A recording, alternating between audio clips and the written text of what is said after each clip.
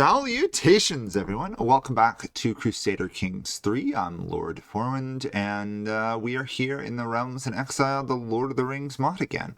So, for those of you who have seen this loading screen before, you will note there is a new start date. Here's your normal one, you know, whole standard Siege of Gondor.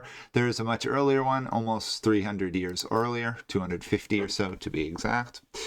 And we have new characters, new situations, new event chains. So up in the north, you have Aragorn's ancestor, Araswil.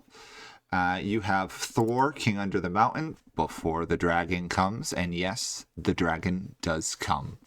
You have Azog of Moria, of which he appeared as the White Orc in the Hobbit movies, even though in the books, Azog is long dead, and it's supposed to be his son Bolg, who we also saw in the movie, leading the army instead.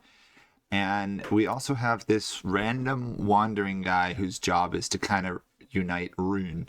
I don't know anything about him, so I'm not going to play as him anytime soon, but he might be a fun challenge leader to start as an adventurer. Further south, we have the main war situation of the starting date. We have, in the north, Lord Freka, the Dunlending. He is nominally under the reign of Helm Hammerhand, who's the ancestor, of course, of Theoden, Eomer, Eowyn, and Theoden in the normal one. And they will come to blows. Freka will die, and his son will raise a revolt against Helm. And that is the main focus of this. It says easy for Helm. It can be a little bit easy. Helm has a much larger empire, and he is a friend in Gondor, but it is possible for Dunlend to win. Further south, we have the Witch King of Agmar is readying Mordor. I played some of this on my own. It's extremely easy. It should almost have extremely easy in front of it because you don't have to expand or conquer really anything to complete your missions to get Sauron to return. Further south, we have the King of the Haradrim, or Haradwaith. This guy, who I'm calling Chak because I don't want to try his last name. He has managed to unite the desert wandering tribes there, and he will launch a war on Gondor with the help of Umbar, who of course is a Castameroni people, the descendants of Castamere, one of the darker Númenóreans in the Kinstrife. And then in the center of all this, we have Steward Baron, Denethor, Faramir, and Boromir's ancestor, I believe. And he gets to hold Gondor without the strength of actually Sauron attacking him. So in the north, war between the Dunlendings and the Rohirrim. In the south, war between Gondor, Umbar, and the Haradwaith. So since it is the bookmark of the name of the bookmark, the Long Winter, also the War of the Rohirrim, we will play as Helm Hammerhand. It says easy. We'll see how it goes. So, tellingly, I did not change the settings of the game, so the elves won't really colonize and stuff. This is probably going to be a fairly short series in the scheme of things. It might just involve winning the war, in which case then I'll probably play another one that involves more conquest, maybe Gondor, for instance. So, let's see where we are. So, Freka rules the West Marches. I rule exactly two provinces, the Westwold and Edoras. Edoras is fairly wealthy. This one is not nearly as wealthy. And we only have 5,742 soldiers. So, legacy. Let's get the legacy of the Norsemen. Huge buff to Cav and Heavy Cav. Well, not huge, but fairly good. Let's set up our court. We have a lot of banners, which makes sense. We are a diplomatic court. I'm honestly thinking we should swap to warlike, because we're going to be at war. Helm is extremely good at fighting, but that's basically it. I'm going to go for stewardship, so we get 10% more money. Basically, you always want to go stewardship.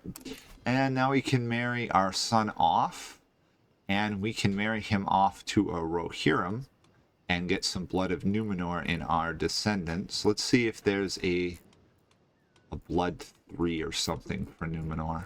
Because currently I'm seeing 2 blood 2s, but Doesn't look like there's any other ones offhand. So let's go with this one. She's 25. She has the blood of Numenor. She would make a great wife for our heir. And we have another son to marry off who will also marry off to a Numenorian. The odds are we won't keep the blood of Numenor for long, but hey, every little bit matters. And we can make our daughter into a shield maiden. Awesome. And we can negotiate an alliance. We could station men-at-arms. So right now we have Eothrid horse archers and general horse archers. Interestingly enough, the general horse archers are almost as good as the Eothrid ones. Anyway, we're going to create a new men-at-arms regiment, and we are going to recruit light horsemen, which start at 150 size, which is just unbelievably strong, and we're going to upgrade that a couple times and station it in Edoras. The reason we're stationing this regiment in Edoras is because we have stable hand quarters there, which give 60% damage, 40% toughness, 35 pursuit, and 15 screen to light cav. Over here, we have 30, 20, and 20. So overall, a much better location here. And we will stick our Eothrid horse archers over here. So we should have a very powerful military now, and we will hold court. Let's see. This guy will join us as a bodyguard. My hands are full, but a home will be found, and we could map our people. We are not going to. Maps are overrated, and not there. So currently the guy whose son will raise revolt against us is our steward. So for the moment, I'll just leave him collecting money. This person here, we will convert land. I think that's about it. Can we do anything with Gondor? We could swear fealty to Gondor, but we're not going to, because that really messes things up. Our missions, should we choose to complete them, are solidify control over the West March, control this area over here. Then we'll get Rohirrim settlements and stuff. And we'll become de jure lord of this region. Invite the dwarves to the northern White Mountains. I don't remember this being as big of a cavern system in the previous ones, but there is a whole network of caves here for the dwarves to build an empire, which is kind of cool. In fact, one of the other things I tried was playing as Thror up here, and I actually made a colony and moved all of Durin's folk to the White Mountains after the dragon came. What else can we do? And the last one is reunite the Eothrid, which basically involves us conquering these guys up here, the remains of the Rohirrim, the Framlings, those who remain behind. But let's get started and see what chaos erupts. King in the Golden Hall, sitting upon my throne, I consider the state of my realm. I am the 9th king of the line of Eöl, and my line is secure in my sons Haleth and Hama, supported by the strong will of my daughter Hera. The Riddermark is strong, yet threats abound from without and within. North of the fords of Isen lies Isengard, a fortress seized by the Dunlendings in the days of my grandfather. Still they remain as a threat behind those ancient walls, a thorn in the side of the Rohirrim. And then there's Freka, a nominal vassal of Rohan, who makes his home in the fruitful vales of the river Adorn. A man of vast girth and greater ambitions, who grows fat not only in body but in power. Long has he ignored my summons to council and flaunted my authority, ruling as a master unto himself. With another council soon upon us, I must keep his growing bravado in mind. In the end, he will kneel or he will fall. The line of Eöl is strong and will endure any winter. Summons will be sent to the lords of Rohan. Only time will tell if Freka will heed them. And now we have married off the sons and everybody else. Anything else we need to do? We could offer a hostage to the steward. No. Okay, Freka's play. The council is gathered, my children and nephews seated at my side. We discuss the state of the Riddermark, which is, of course, Rohan. But my thoughts simmer with anger as I look down at Freka's empty seat. The doors of Medicel, which is obviously Edoras, burst open and Freka strides in, flanked by his son Wulf, and a contingent of his men hushing the room. "And to think you would start without me," he says with a smirk. "They say you would sell your daughter Hera to a Gondoran noble. Is this how you would protect your own?" Freka steps forward, raising his voice. "I offer you a better path. Let her marry my son Wulf to heal the divisions in our land and our people. Are you too proud to see sense?"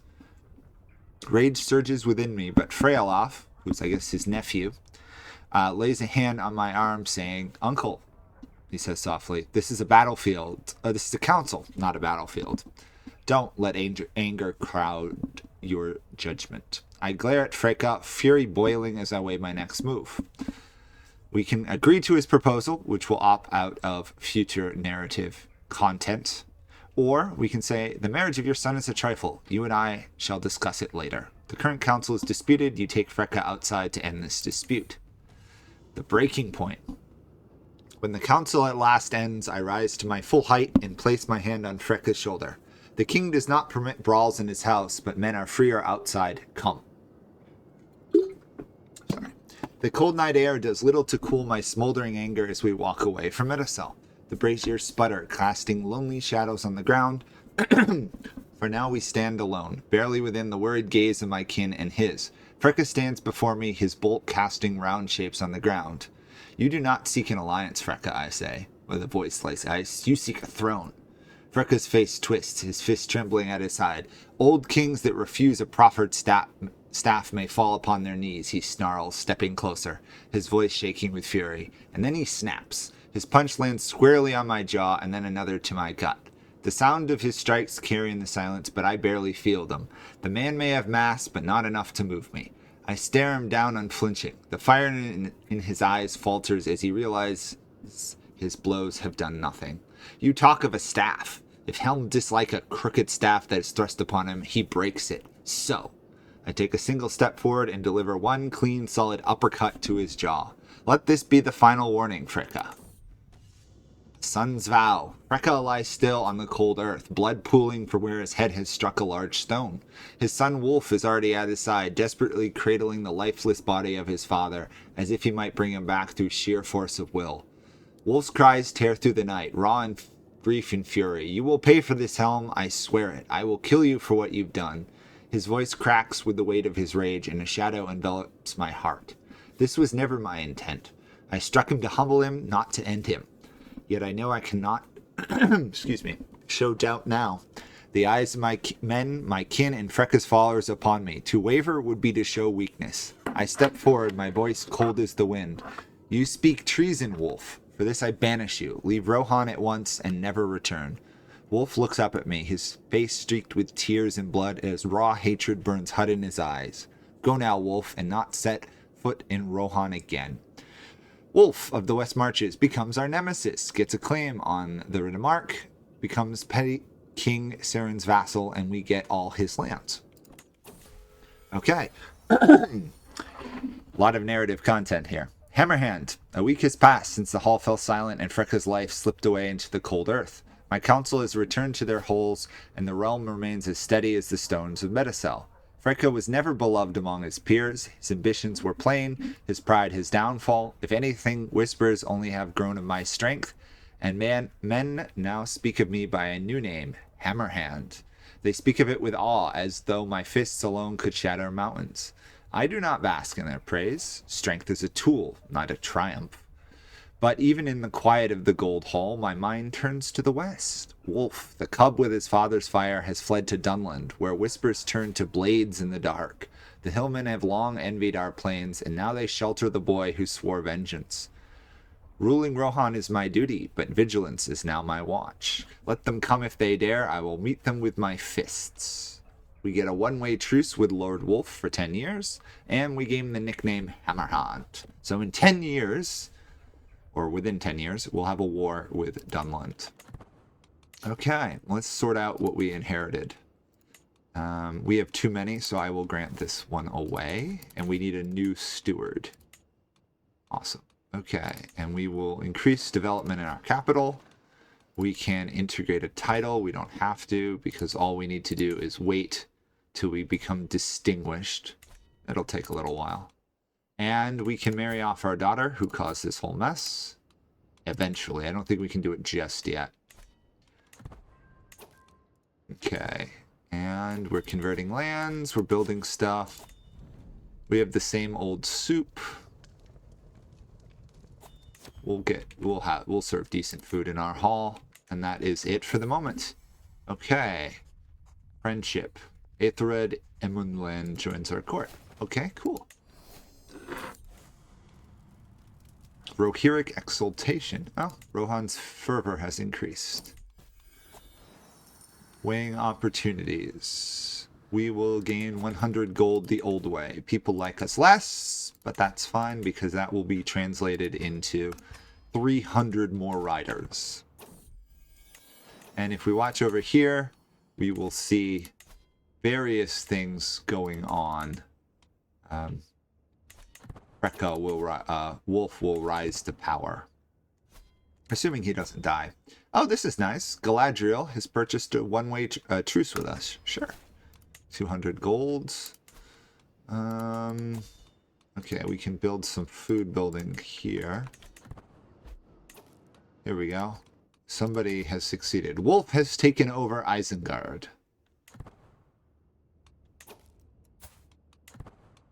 He's not particularly dangerous a fighter on his own. He is wounded, though. So he might die before he does anything. And we also own this one, for which I can also create some crop fields. 80 gold. Nice. And some renowned. Can we marry the daughter yet? She is imprisoned by Galadriel for some strange reason. Anyway, she's back now. Let's marry her off matrilineally to the Marshal of Eastfold. So this guy. No. One of these guys. This guy. Make sure all my vassals remain loyal, and we can't up our crown authority. We do have the Horn of the Mark, though. Horn is a heirloom of the royal house of Rohan, brought from the north by Eorl the Young. It was originally from the horde of the dragon Scath of the Worm, who was killed by Fram. I believe that's Eorl's father. So, now we kind of wait in some ways. Have that guy leave us in peace. We're just waiting on money and resources, really. Can I upgrade this? No. Rohan has not learned any more advanced stuff. That's fully upgraded. That is... wow. Very expensive, and we don't have the tech for it anyway. So basically, Edoras is fully developed. Oh, I could do livestock pens if I wanted to save 700 gold. And we have another lore master, because apparently our other one died. Can I reassign my marshal and then put this guy in here? The Eastbourne guy. 29 martial skill. That seems quite useful. We could also upgrade our special building in Edoras itself. The change would discount our men-at-arms by 7, but it costs a lot of money to build. Oh, look at this. Wulf has united the Dunlendings, and he has 7,450 soldiers. And they are fairly strong. So we got to keep an eye on that. Oh, we have a raid by this guy over here on us. Rally the troops. He's doing a slave raid. Joy. Okay. Since we're going to be attacked, I better upgrade these horsemen, I would say. Or I could upgrade these. That might be worth more, actually. Because Archer Cav hits hard early. And especially on the plains. Next month we can upgrade these guys. Or, sorry, next income. I think we've got a strong enough army to stop this guy's invasions. We just have to wait for him to show up. And now the long winter has begun. Word reaches me of an unrelenting, bitter cold sweeping across the northern lands of Middle-earth. Snow falls thick and heavy, covering the plains and mountains in an icy shroud long before usual time. People of these lands are said to be suffering terribly, with many freezing to death in the biting winds. The early frost has ruined harvests and left food supplies perilously low. Families huddle together in whatever warmth they can, but starvation looms large, and fear grows that this winter may bring suffering unlike any in living memory. Traders and travelers speak of empty roads and villages silenced by the cold, the once bustling north reduced to grim endurance. As the snow deepens and the cold spread, the fate of those caught in its grip grows ever more uncertain. We must brace ourselves for what is to come. So, this is in fact a plague called the Long Winter, and it spreads very rapidly. We are going to obviously seclude our capital, not that that will help much, and go into isolation ourselves. And it has now reached our lands. Look at it spread. It won't spread much further south than Minas Tirith, though. It kind of stops right about there. But our land's totally covered. We could cause the plague people. We'll say we've survived worse. It is now the first month of the year. Oh, it is spreading south of Minas Tirith. Not much, though. And now it is going back. Spring has come in the 4th month of the year. And the long winter is ending, finally.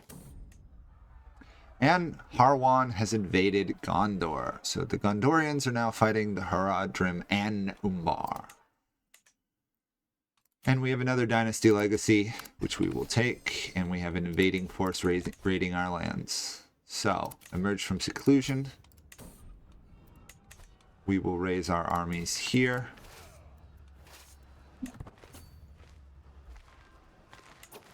And we will smash their armies.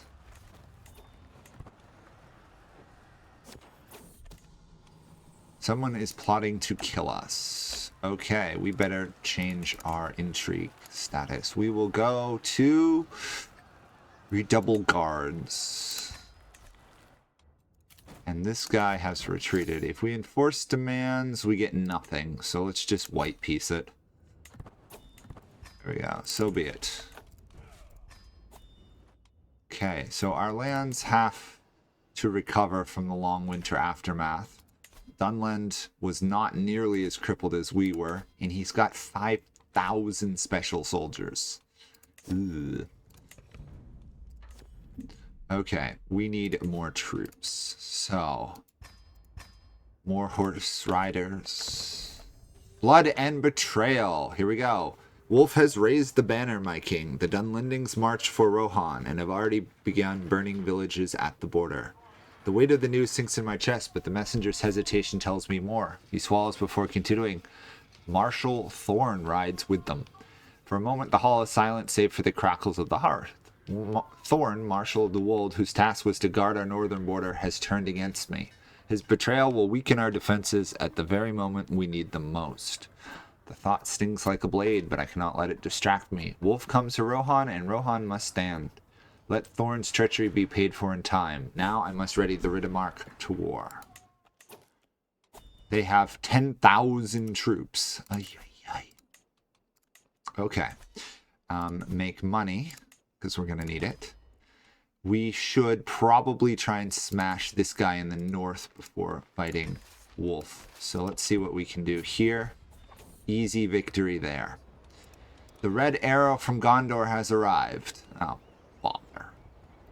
Now we're supposed to go help Gondor. We'll join as a defender, although obviously we are going to be far too occupied trying to deal with Wulf and stuff. We can call allies to war. Dunlending claim on the Riddermark. Dunlending claim on the Riddermark. So we'll have 2 more allies with troops. Hopefully that will give us enough men to defeat the Dunlendings. Helm's Deep is here. Historically, Helm would be forced into it. It's probably not going to happen this time just because we're not nearly as outnumbered. Lose some stress. Wait for the allies to arrive. They are on their way. And we will now attack. And we didn't even need our allies because we just smashed their military. Awesome. So, let's not try for Isengard. Let's try for his capital.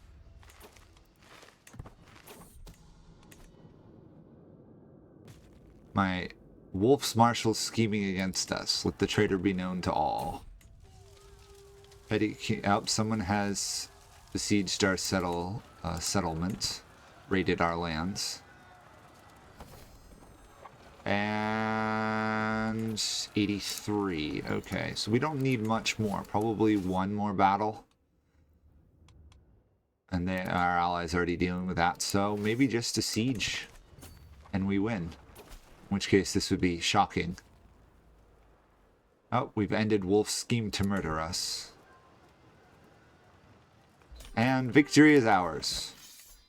We imprison King Wulf, he loses his claim, he loses his other stuff, and we make money. Okay. The fate of Wulf. The war is over, Wulf sits before me in chains. His proud form now diminished, his strength undone. We are alone in the cold depths of Metacel's dungeon, save for a few guards at the edge of the shadow. The Dunlendings, fractured and divided, are no longer a threat. Without Wulf's will to unite them, they are already scattered. I look down at the man who brought war to Rohan, who sought to take my throne in vengeance for his father. His defiance still flickers in his eyes, but is tempered by the weight of failure. Now the choice falls to me. Do I strike him down and end this feud once for all, or do I consign him to dwell in a cell, forever silenced and forgotten? Or do I release him, broken and humiliated, a man who no longer poses a threat to the Riddermark? We can kill him, we can imprison him, or we can release him. We're going to kill him. And there we go. Now we've won the war. Okay, that was kind of fast. This guy betrayed us, so we will execute him for treason. His son will take over. Who is not happy because we unlawfully executed family. Guy was a traitor. So, we've won the bookmark already, technically. We could keep going here. I think I will help Gondor, and then this will pretty much be like a one-episode series, I think. And I'll start another one where we'll do some more conquering and stuff. Unless something else happens here, we are going to end it. Because, well, we just lost a fight, but Gondor should use our defeat to muster some strength. We cannot ransom our son. That's too bad. But we have 400 gold, so we can upgrade our capital.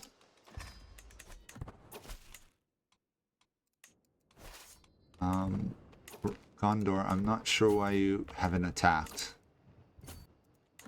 Are you struggling to figure out how to catch them?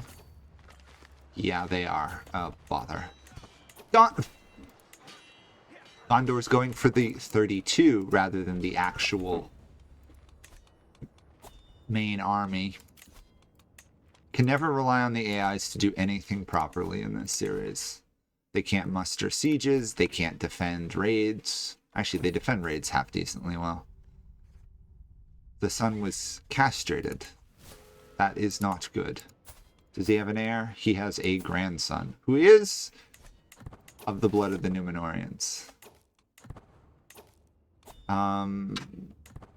I'd love to help my allies, but considering how incompetent they're being, I don't necessarily want to at this point. Much more. I mean, I'll help them here.